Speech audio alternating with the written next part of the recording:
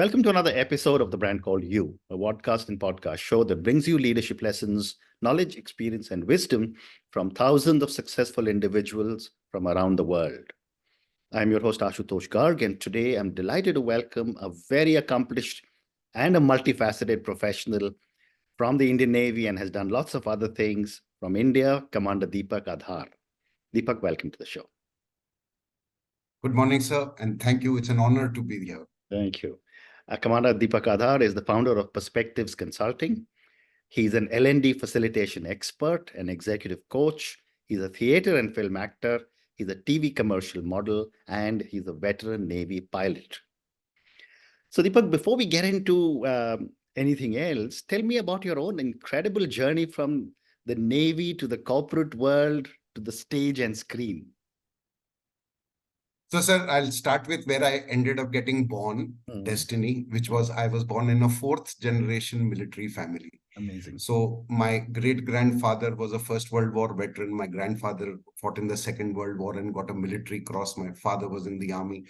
So when I was born, I was totally surrounded by the army, and that's all I knew actually, because we stayed in cantonments, so our neighbors also were all army. Yeah. The friends I had, their parents were in the army. The hospital I was born, the doctor was from the army, the nurses.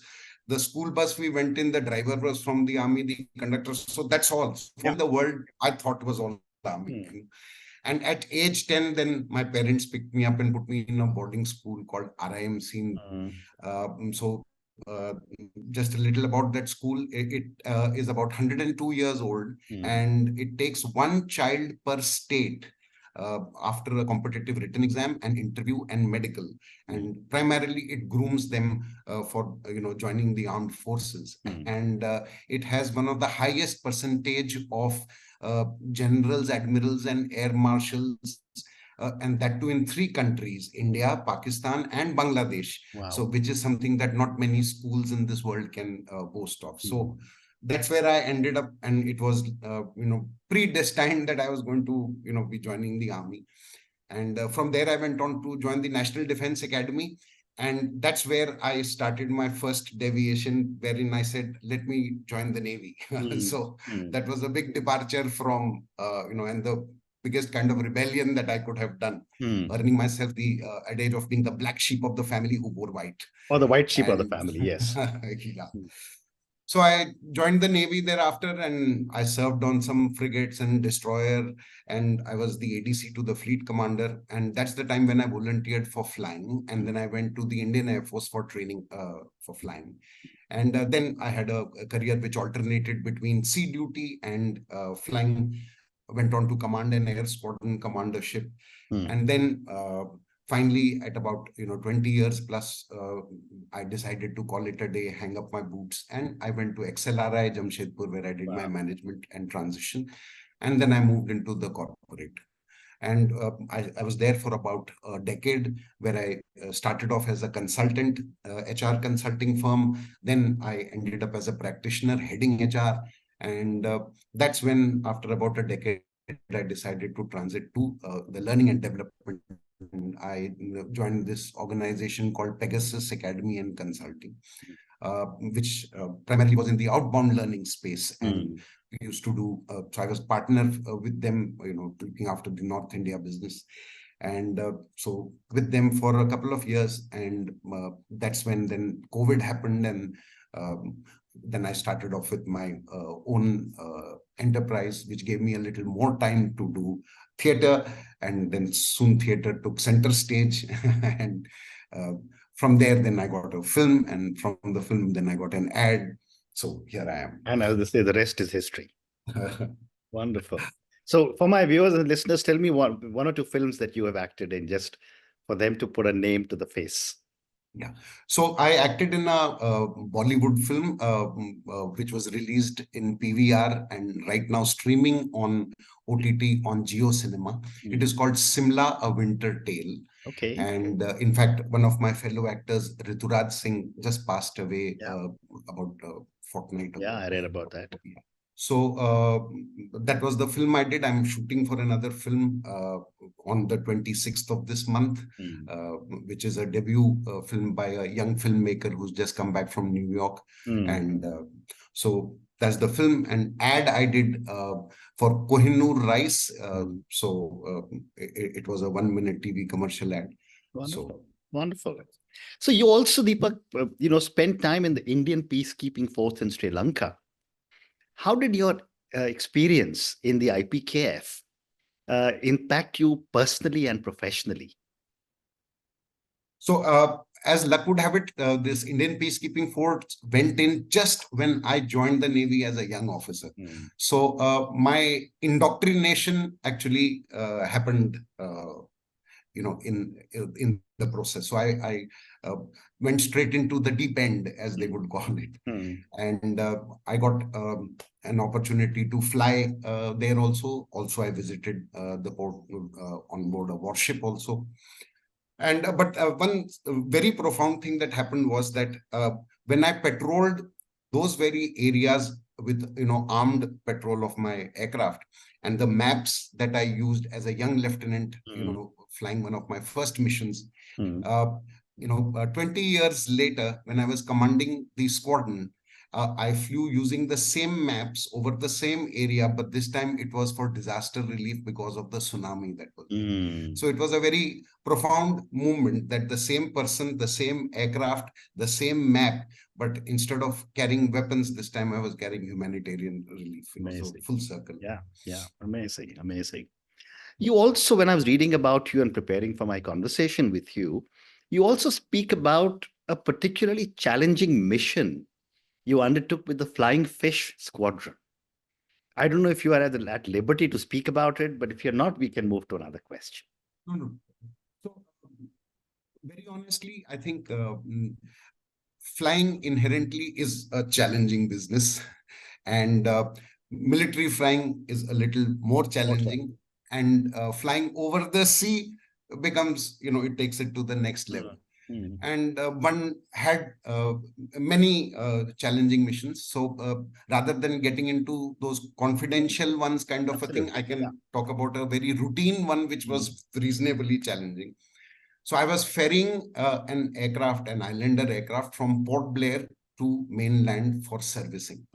And the fuel which the aircraft normally carries is insufficient for it to be able to do the journey. So as a result, we have to carry additional fuel in our underwing tanks. And you have a pump which you switch on when the fuel has been consumed midway, so that the fuel gets pumped from the underwing tanks into the aircraft. And when we reached midway and we tried to switch on the pumps wouldn't switch on. Wow. So now we didn't have enough fuel to go back. We didn't have enough fuel to reach the other side. And there was supposed to be a Coast Guard vessel which was supposed to be there at that point, because just in case, we had to have any emergency, which was the case, it was supposed to pick us up from the water after we ditched. And as luck would have it, that ship also had some problem in its engine, and it turned back and went back to Vizag. So here we were in the middle of the ocean, running out of fuel, can't go back, can't go ahead, and there was nobody to pick us up. So it was a pretty challenging this thing, and there was not much that we could do. I can't go and repair the pump or do anything. You can just switch it on, switch it off, and that's all. So I guess the next best thing was to pray. And so my co-pilot, who was actually senior to me and was my instructor, so he said, why don't you try to switch on the pump? So I said, you are my instructor. It's, there, and it's just a pump which has to be switched on, just flick the switch. So you're doing it. So he says, just do it. What else can we do? And as luck would have it, I switched it on, and the moment I switched it on, the light came on, the pump was working, and I'm here to tell the story. Amazing. So it was quite a thing, but yeah, one had, for those moments till it switched on, it was quite a traumatic experience. Fascinating. Deepak, after your Navy, when you left the Navy, you moved into human resource management and strategic marketing. My question is, how did your military experience influence your approach to human resources? So when I was in the Navy, one of the things which used to fascinate me the most used to be that in the fleet, there were so many ships, but some ship stood out compared to the others when it came to its performance.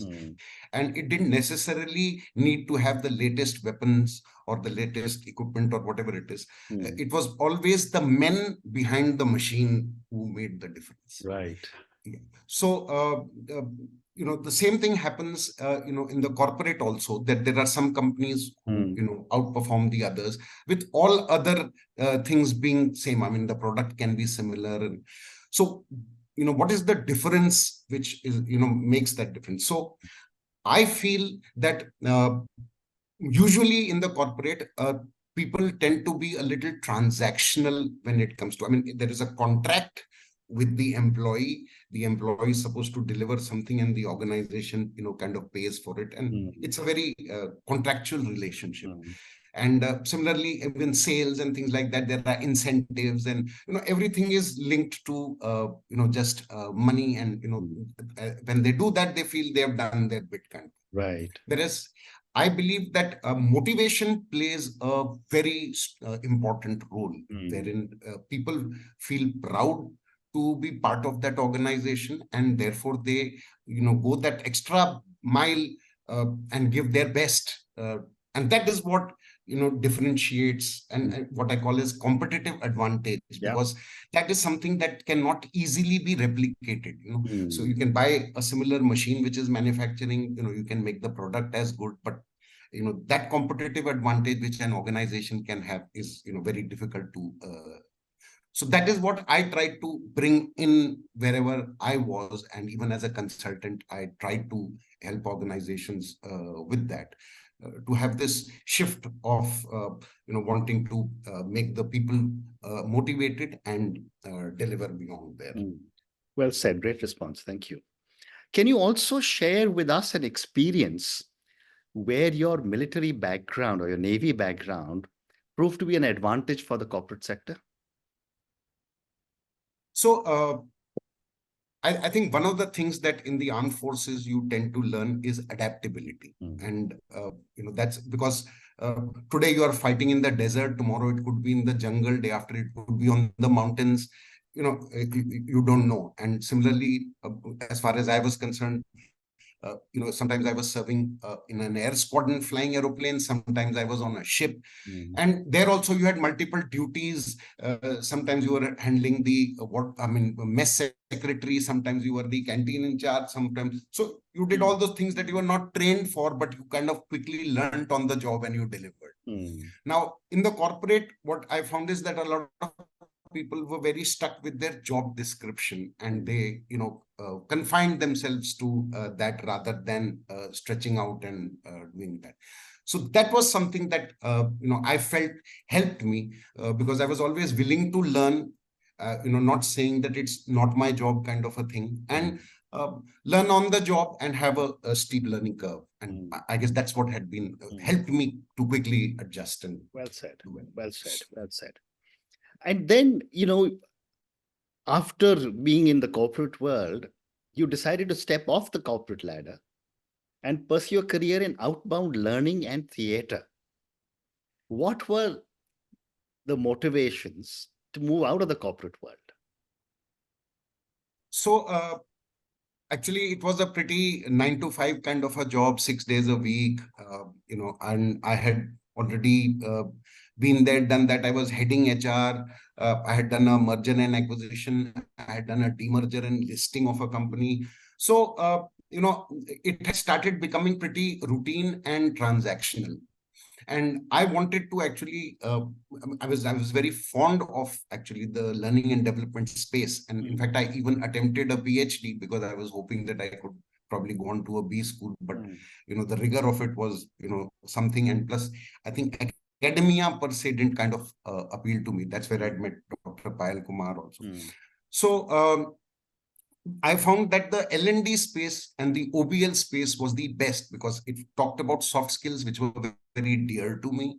And it spoke about experiential learning. It spoke about learning in the outbound, doing activities by reflection rather than theory and, chalk and board and PowerPoint presentations. So that had me very excited. And while as head of HR, in fact, when I was leaving my organization, so my managing director told me also that, why are you going? I said, I want to, do learning and development. So he said, you can do it within the organization. So I said, but I'm heading HR. There are so many other things to do that I do not have the time and the bandwidth to be able to dedicate it to that. So I want to do something which is just that rather than. So that's how I stepped. Also, the sphere of influence when you are within an organization and you are doing that is only limited to that. But when you are in an L&D organization, then you've got clients from all over with whom you are dealing. So your sphere of influence becomes that much larger. And so you get insights from multiple sectors. You learn in the process. So I guess that was what got me into the OBL space. Insofar as theater was concerned, it was more by accident. I wanted my kids to do theater, and that because I felt that it was important in developing their personality in terms of confidence on facing an audience, power of expression, empathy, all those kind of things. And but for me, it was an opportunity to live another life. So I am who I am, and I'm living my life. But I get an opportunity to be somebody else for the duration that I am on stage, someone who I am not. So I think it gives me another perspective to look at life like that, for me to do justice to that character. And so in the process, I think I also grow, my horizon also widens. So that is what was the basic temptation for me. Well said. Thank you.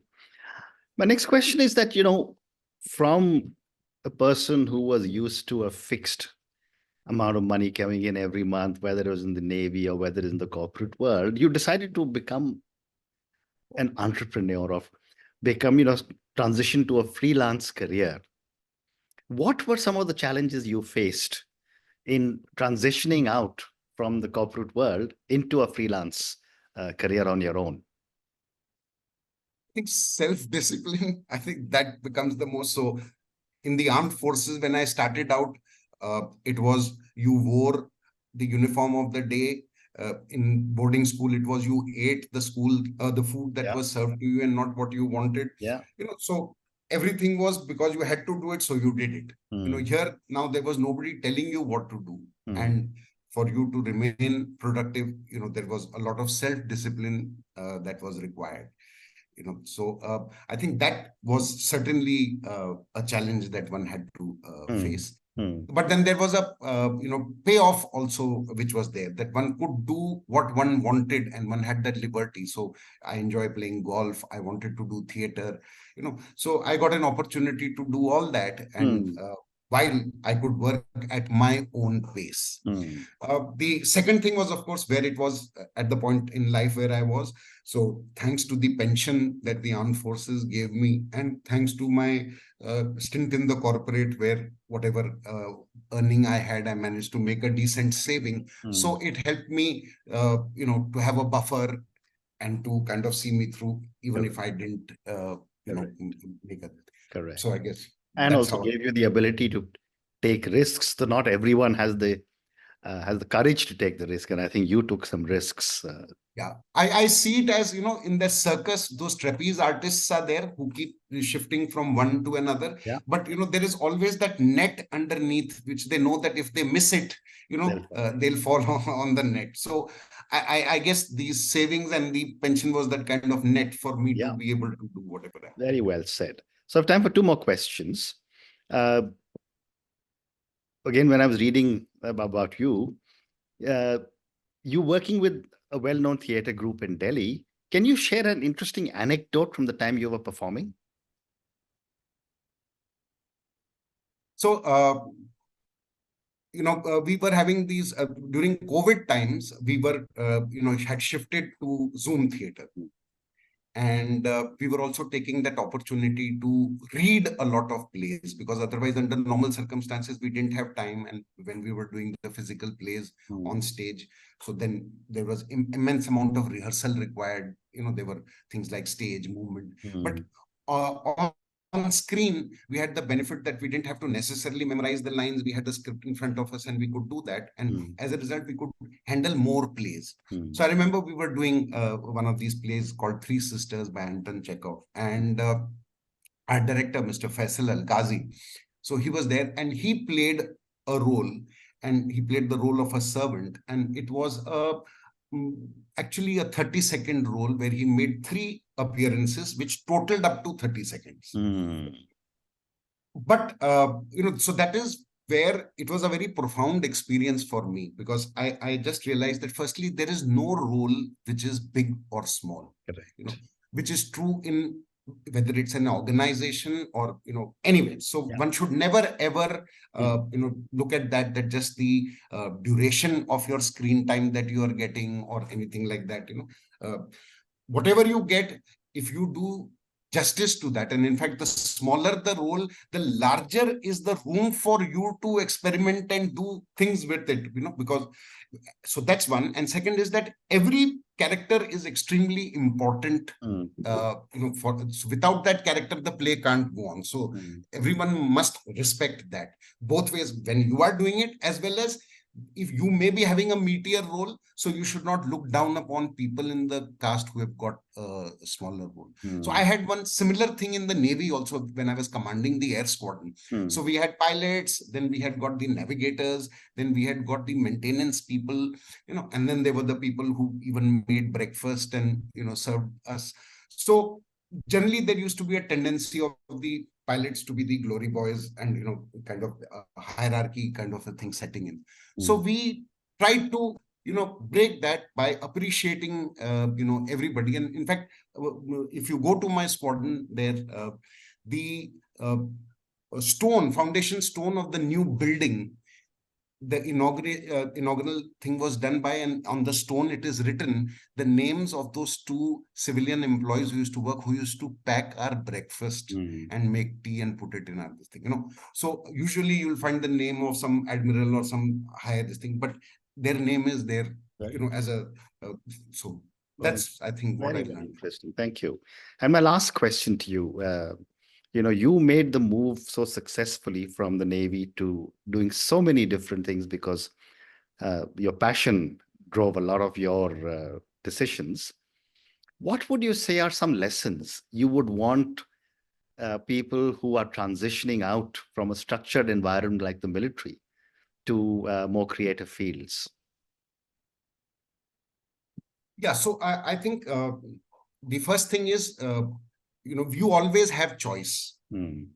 That's what I would say. And you have a choice of remaining in your comfort zone and remaining with what you are familiar with versus the choice to experiment and try something different and be open to that experience.